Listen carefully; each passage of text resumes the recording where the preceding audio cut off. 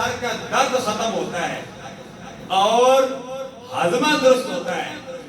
جو معدے کے مریض ہیں وہ 5 وقت کی نمازوں میں مسواک استعمال کیا کریں. بڑے فائدے ہیں مسواک میں. نظر بھی تیز ہوتی ہے. جو سر پہ کسی کا درد ہوتا ہے وہ مسواک استعمال کیا کریں.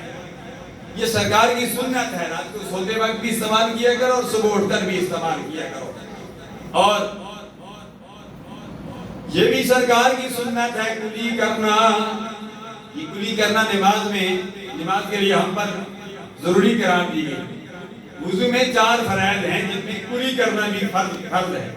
یعنی منہ دھونا فرض ہے تو منہ کے اندر کلی بھی آ جاتی ہے اور ناک بھی آ جاتا ہے. ناک میں پانی ڈالنا اور منہ کے اندر بھی پانی ڈالنا, کیونکہ یہ اس پورے دائرے کے اندر یہ چیزیں آ جاتی ہیں, اس لیے یہ ضروری ہے. تو سر کا مسح کرنا یہ ضروری ہے اور ہاتھوں کو کونیوں سمیت دھونا یہ ضروری ہے اور پاؤں کو دھونا ضروری ہے. یہ وضو کے 4 فرائض ہیں, تیمم کے 3 فرائض ہیں اور غسل کے بھی 3 ہی فرائض ہیں. جو جمعہ کے دن غسل کیا جاتا ہے ویسے بھی 3 فرائض ہیں. جمعہ کے دن تو غسل کرنا سرکار کی سنت ہے. ہو سکے تو غسل کر لیا کرو, نئے کپڑے پہن لیا کرو, یا ہو سکے نہیں تو پھر دھلے ہوئے کپڑے پہن لیا کرو, خوشبو لگا لیا کرو.